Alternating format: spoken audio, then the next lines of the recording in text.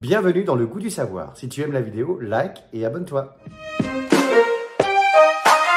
Mesdames et messieurs, nous avons la chance d'être avec ma chérie, l'icône Ouais, numéro 1 de la mode, bonjour du Christina. relooking, la star incontestée en France et même dans le monde de la beauté, mais aussi parce qu'elle est elle-même complètement sublime. Merci d'être avec nous ce matin, Chris. Tu es comme Merci. toujours magnifique, mais ça, c'est pas très étonnant puisque justement, maintenant, tu as ton propre maquillage. Magnifique, ça s'appelle. Regardez ça, les amis. Je vous ai préparé une petite vidéo de folie. Hop. Looking at me, boy, yeah, looking at me, girl. As if you're gonna make me mad, make me bad, make me bad. C'est magnifique! Ah oui, quand même, on t'entend. On reconnaît cette voix légendaire qui fait rire tous nos profs. Je te présente Adrien, le prof de SVT, et Nico et Cyril qui sont nos profs de maths. Bonjour, bonjour. Alors, magnifique. Salut. C'est un peu la suite logique de l'aventure, en fait, puisque tu es connu maintenant worldwide, dans le monde entier pour ton relooking. Et tu t'es dit, je vais faire ma propre gamme de maquillage, en fait. Oui, bah parce que c'est, comme tu dis, hein, Alex, c'est le prolongement de mon travail, parce que le maquillage, c'est la cerise sur les gâteaux quand on veut améliorer l'image de quelqu'un. Et j'ai toujours été une passionnée de maquillage. J'aurais pu, beaucoup de gens m'ont posé la question, pourquoi tu fais pas une ligne de vêtements? Mais en fait, je voulais quelque chose de nouveau dans ma vie, parce que les vêtements, je sais à peu près comment ça marche, les tailles, les stocks, toutes ces choses-là, où fabriquer. Et moi, je voulais me lancer dans un challenge vraiment que j'ai jamais fait dans la beauté.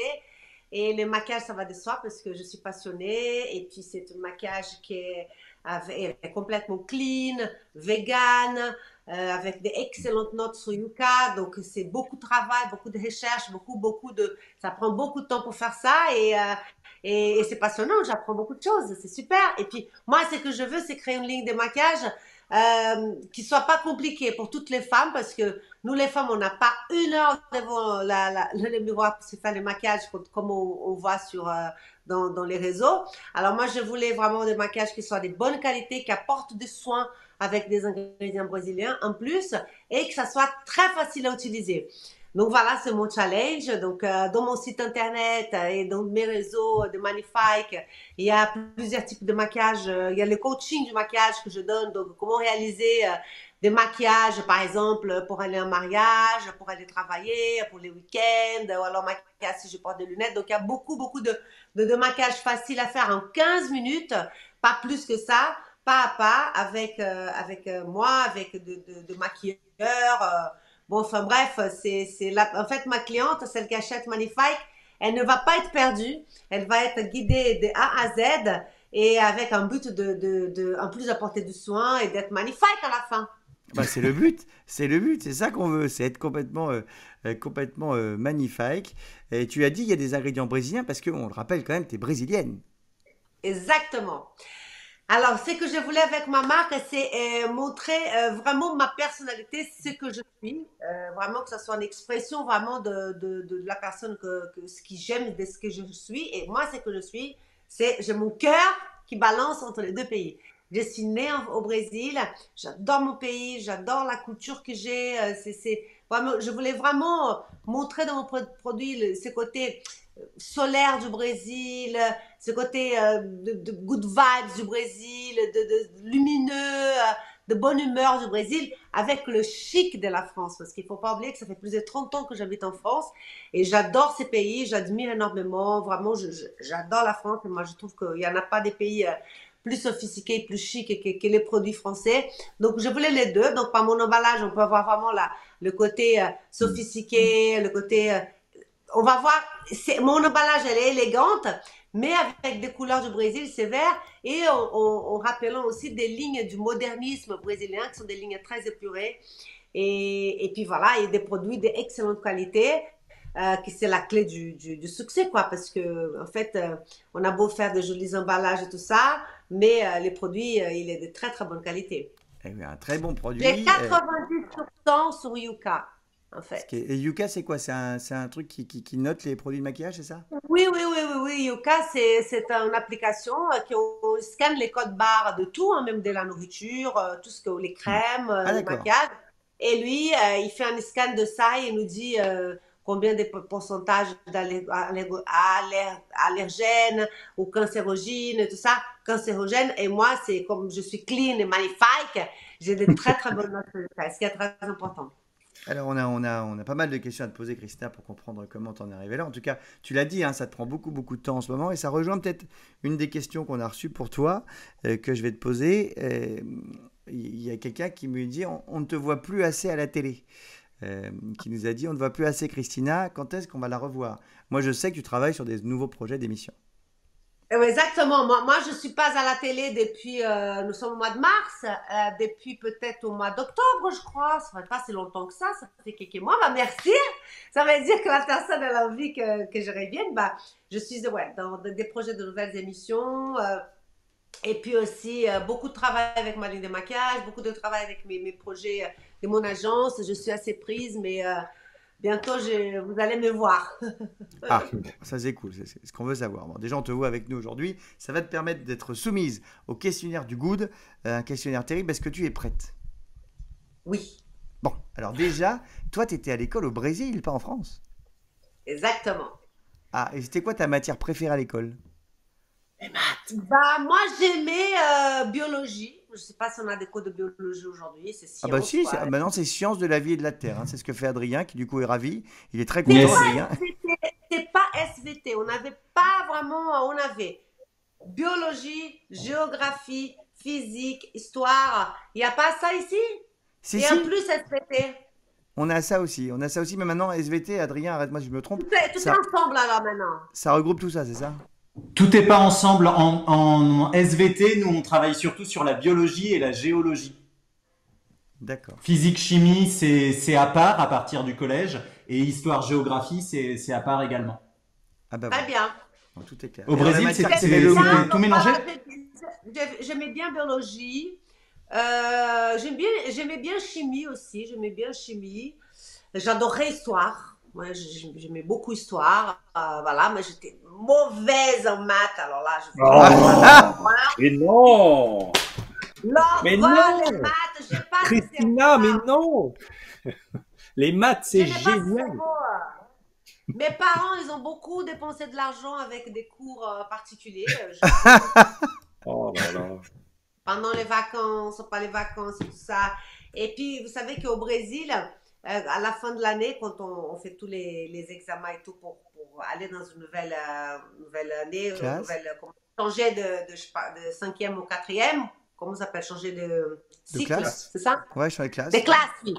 Et si on n'a pas la bonne moyenne en tout, on peut avoir une séance de rattrapage, par exemple. Vous voyez? Donc, j'avais mes vacances un peu coupées pour avoir des cours à l'école, justement un cours intensif. Tout ça à et cause faire- des maths. Mais non. Eh ben dis donc, c'est terrible, c'est terrible.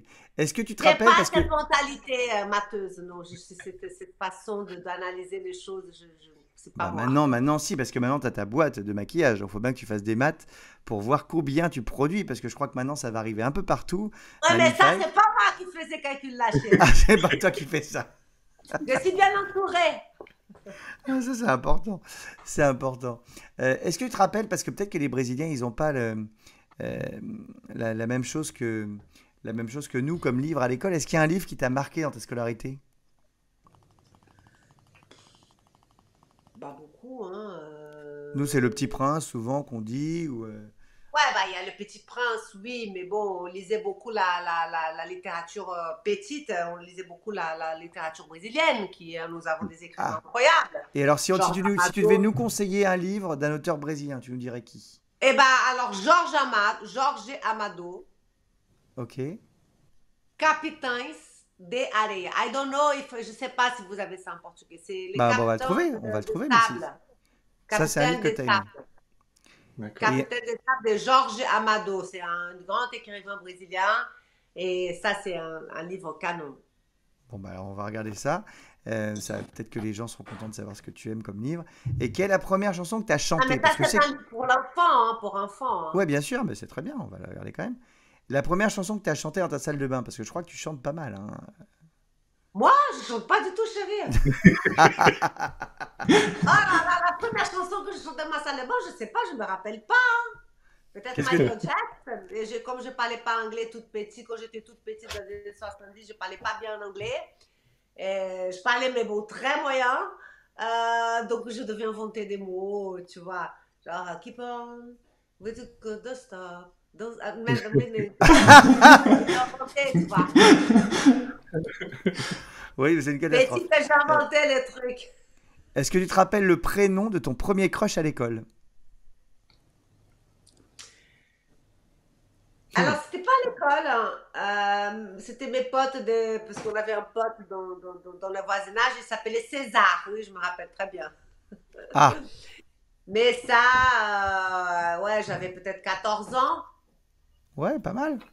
C'était un peu platonique, mais après, il est devenu mon meilleur copain. Ah, bon, bah, c'est déjà pas mal. Ah, Tu le vois encore aujourd'hui? non, non, non, non. J'ai des amis encore de mon enfance que je vois, mais pas ce César-là en question. Pas César. Et rendons à César ce qui appartient à César.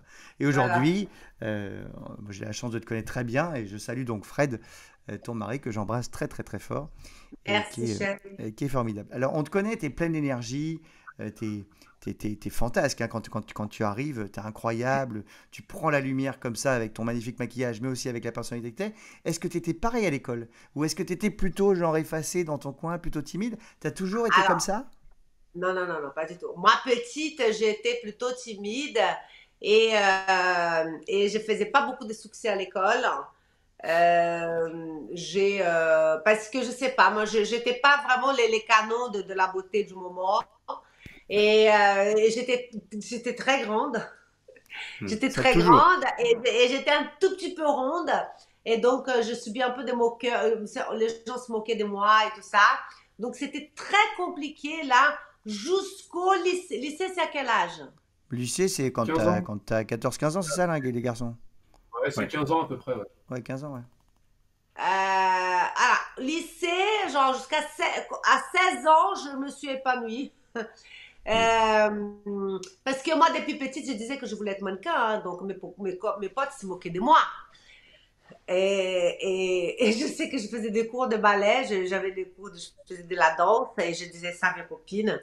Et je pense que c'était les gens rigolaient un peu derrière parce qu'ils disaient comment elle va être mannequin. Parce que bon, j'étais pas dans les canons de la beauté pour eux, quoi. Mais à 16 ans, je crois que j'ai une révélation. Je m'ai découvert en tant que. Je commençais à travailler en tant que mannequin. J'ai maigri. Voilà, je commençais voilà, j'ai toujours aimé les vêtements, toujours aimé les vêtements. Ma mère faisait faire des vêtements pour moi à l'époque et tout ça, donc je commençais, je sais pas, moi, à prendre plus confiance en moi. Et à partir de 16 ans, c'était mieux. Mais petite, c'était compliqué. C'est génial, hein, parce que quand on te voit aujourd'hui comme ça, avec toute ton énergie et tout ça, et il y a peut-être des enfants qui sont un peu timides à l'école, et ils voient aujourd'hui ce que tu es devenu, c'est super, tu vois, on peut toujours, c'est bien d'être timide aussi, hein, mais vous imaginez pas, on Oui, oui, bah, t'imaginait pas toujours timide, quoi. la timidité, c'est embêtant, hein, parce Oui, que, oui, oui. Non, mais ça arrive d'être timide et c'est pas grave, c'est ça que je veux dire. Mais en tout cas, ce qui est non, non, amusant, c'est c'est pas d'imaginer le grave. contraste. Le contraste que tu switches comme ça et que tu passes de quelque chose à... Est-ce que tu as fait une grosse bêtise à l'école dans ta vie ou pas? Alors non, j'étais une très bonne élève. Non, bonne élève pas, je n'avais pas 20 sur 20. Bonne élève, je dis, j'étais sage. Ah, J'étais très très sage. sage. Et comme j'étais pas genre les meilleurs de la classe, je m'étais toujours dans les premiers rangs parce que je voulais prêter attention et comprendre.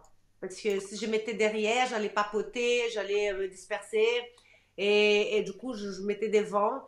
Et voilà, j'ai toujours été faisais beaucoup d'efforts pour apprendre. Jusqu'aujourd'hui, je suis comme ça, hein. Je suis très méthodique. Je suis un peu la première de la classe, entre guillemets, quoi. Je m'organise, je prête attention, je note tout de ma vie, je suis comme ça. Ça s'applaudit, bravo. Et tu as transmis ça à ton fils parce que lui aussi est très méthodique et travaille beaucoup, hein. Ouais, bah lui, il bosse énormément, ouais, dans un domaine qu'il aime beaucoup. Donc, voilà, bah, je sais pas si j'ai transmis, peut-être, oui. Ah bah si, il s'appelle Euh, Enzo, hein, il a une boîte qui s'appelle Skills et ça donne des cours sur Internet de gens très talentueux dont tu fais partie d'ailleurs parfois. exactement, ça Et donne des cours. c'est vachement bien aussi, on le salue bien fort Enzo. C'est quoi ton meilleur souvenir à l'école? Mes meilleurs souvenirs à l'école, c'est à la fin de l'année, il y avait des spectacles à l'école. J'étais dans une énorme école anglaise et il y avait une date, je ne sais pas pourquoi, vous fêtez quelque chose en Angleterre, je ne sais pas ce que c'était, et on faisait un énorme spectacle de tout le monde, des danses, de gym, vous voyez, de plusieurs activités dans le monde de la gymnastique, de la danse. Euh, on s'entraînait toute l'année, comme je faisais de la danse, j'adorais ça. Je m'entraînais pour cet événement et j'adorais. C'était le grand truc de l'année, c'était super. Alors, tu disais, tu faisais de la danse. Je crois que tu as même à un moment donné voulu être journaliste, quand même aussi. Ah oui, non, mais ça, donc quand j'ai fait ma fac, quand j'ai fait le bac, c'était justement pour... en fait, là, à l'époque, c'était communication. On faisait journalisme on faisait journalisme et au début, on faisait communication, c'est-à-dire que c'est publicité, journalisme, tout ça. Et puis plus à la fin, on choisit une spécialisation. Et c'est quand, du coup, que tu Et as su que tu allais finir? C'est à quel âge que tu as su que tu allais être dans la mode, le mannequinat et tout ça? bon, depuis petite. Alors, Ah, c'est depuis depuis petite. petite que je voulais être mannequin. Et que je disais que mes potes se moquaient de moi, les enfants de l'école se moquaient de moi. Mais quand j'ai fait mon bac, j'étais mannequin. Je commençais le mannequinat petit à petit comme ça quand j'avais 15 ans. C'est pour ça que moi j'ai amélioré à 15 ans. J'étais plus extravertie, tout ça. Ça m'a beaucoup aidé d'ailleurs. Le mannequinat, je sais pas, j'ai pris plus confiance en moi. Mais je faisais des études et en même temps, je faisais quelques boulots comme ça, des pubs et tout ça, parce que mes parents ne voulaient pas me laisser, bien sûr. Il fallait que je fasse mes études. Et puis, et puis, donc, je fais mon bac en communication et journalisme. J'ai été mannequin en même temps. J'ai réussi à faire les deux choses. J'étais même de plus en plus connue au Brésil en tant que mannequin, mais je faisais ma fac, mon école de journalisme. Et à la fin, quand j'ai eu mon diplôme, j'ai dit à mon père, c'est surtout mon père qui ne voulait pas trop que je sois mannequin. J'ai dit, bon, écoutez, j'ai eu une invitation d'une agence en Europe, en Espagne, pour faire, voilà, pour être mannequin en Europe. Je vais prendre une année sabbatique. J'ai mon diplôme. Donc, du coup, tu peux pas m'empêcher de prendre une année sabbatique. Il a dit, OK, d'accord, bah, tu prends ton année sabbatique. Je suis venue en Europe. Je voyageais partout et tout. Et bon, enfin bref, je suis pas rentrée jusqu'aujourd'hui. Hein. Ça fait Ah plus bah, de 30 ans. oui. Bon, pas de regret. Regarde, on a retrouvé des images de toi mannequin. Alors, tu vois pas l'écran, mais on a retrouvé des images de toi mannequin où tu es évidemment absolument magnifique. Hein, on la voit là, regardez. Ah ouais, je suis allée voir. Voilà, défilé pour les plus grands, hein, pour tous les plus grands noms. Hein, Dior, Chanel, Yves Saint Laurent. Tu as vraiment défilé pour tout le monde. Et il paraît que le déclic, ce qui a fait que tu es devenu très très connu, c'est ta coupe de cheveux. C'est vrai ça ou c'est une légende? Non, en fait, c'était non, non. C'est que, en fait, quand je suis venue en Europe, j'avais les cheveux longs et je commençais en Espagne, je suis allée au Japon, je suis un peu partout, partout, partout, partout. Mais je n'avais pas, je suis pas venue en France, hein. Je suis allée en Allemagne, je suis allée partout. Et je savais que la France était à la fin de l'année qu'il fallait que je vienne. Mais dans tous ces pays-là, je travaillais bien, hein. Je peux pas dire que je ne travaillais pas. Mais je ne réussissais pas à avoir vraiment le boulot de prestige dans ces pays-là. Mais moi, je disais, bon, c'est pas grave parce que, bon, à la fin de l'année, je vais aller à Milan. Après, je vais aller à Paris et c'est là que je vais avoir vraiment les boulots de prestige. Et puis, je voudrais faire les défilés pour Dior, pour Saint Laurent et à Milan pour les créateurs et couturiers italiens. Et quand j'arrive à Milan, l'agence, elle m'a pas du tout cru en moi et j'étais vraiment, bon, déjà, je commençais à être un peu, mon pays me manquait, ma famille me manquait, mes amis me manquaient. Ça s'appelle homesick. J'étais vraiment, Le mal ça du me pays, manquait. oui. Mal du pays, voilà. Et à Milan, en fait, les gens m'ont pas bien traité. J'étais très maltraitée. C'était, pour moi, psychologiquement, c'était très, très dur. Vous savez, être mannequin, c'est pas facile. Et puis, ça vous donne vite pas confiance en vous parce que, comme toutes les filles sont belles, que vous faites beaucoup d'efforts. Moi, je faisais beaucoup d'efforts, hein, beaucoup, beaucoup d'efforts dans l'alimentation, dans tout ce qu'il fallait faire. Et on n'a pas les résultats, on dit, bon, bah, c'est pas fait pour moi le truc. Hein. Et à Milan, donc on m'a pas envoyé voir les bons clients des magazines et tout ça. On m'a envoyé vraiment pour des boulots que je voulais pas faire. Et je rencontre mon ami brésilien, qui c'était mon coiffeur au Brésil d'ailleurs. Et il m'a dit, mais Christina, tu sais pourquoi tu n'arrives pas à avoir le boulot du prestige que tu as envie? C'est parce que t'es ringue avec tes cheveux longs, ma chérie. T'es ringue. Et j'ai dit, ah bon? Pourtant, c'est toi qui coupes mes cheveux. Et il m'a dit, bah oui, mais pour le Brésil, ça va, mais tu n'as pas ton identité. Tu vois, tu fais pas la différence. Tu vois, t'es quelqu'un comme ça. Il faut que tu aies une personnalité, que tu montres quelque chose de... Il faut que tu te rendes spécial, il faut que tu te rendes vraiment unique. Il faut que tu te coupes les cheveux courts. Tu dis, tu sais quoi, Marco, au point où nous sommes, coupons parce que... On y va. De toute façon, ça peut pas être pire. On y va. Et là, tu coupes et boum, ça explose. Et boum, le lendemain, parce que je faisais un travail, une cabine, bon, j'essayais des vêtements chez un créateur, un grand designer italien qui allait faire les grands défilés, mais qui ne m'avait pas appelé pour faire les grands défilés. J'étais juste la mannequin cabine. Et le lendemain, quand je vais là-bas, ben, on m'a vu, mais oh là là, mais c'est super, ta coupe te va super bien et tout. Et puis, on m'a appelé pour faire ces défilés. On m'a ravi, je l'ai fait. Puis le lendemain, je devais déjà partir pour Paris parce que ça commençait les collections à Paris. Je prends mes clics et mes claques, je prends un train et j'arrive à Paris. Je mets mes valises chez un copain. Je prends ma douche chez lui. Je n'avais même pas d'appartement, j'avais rien, pas d'hôtel, pas d'agence, rien. Je n'avais rien. Rien. Et puis, je me souviens qu'il m'a dit, bon, bah, c'est très tôt, Christina, avant que tu partes voir tes agences. J'avais un listing d'agences et j'allais taper dans toutes les portes. Hein. Il m'amène au Café des Fleurs pour boire un café. Il a dit, tu vas connaître le café et les croissants parisiens. Donc, le premier endroit que j'ai mis mon pied quand je suis venue à Paris, c'était le Café des C'est Fleurs. assez chic. Hein. Pour les gens qui nous regardent qui ne sont pas à Paris, c'est très chic le Café de Flore quand même. C'est un café très sympa, qui a beaucoup d'histoires, beaucoup d'histoires.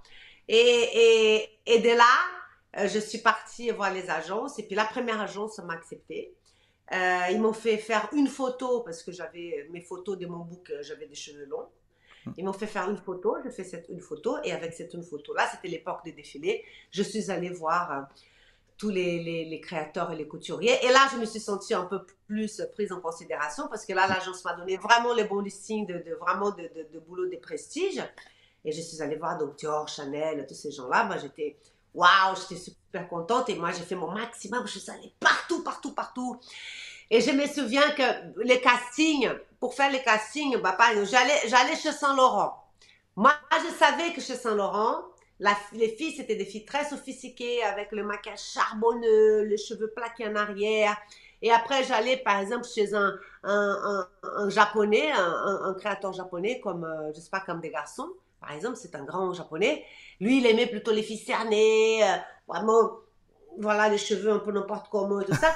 Donc, moi, je rentrais dans les cafés. Je sortais du métro, je rentrais dans les cafés.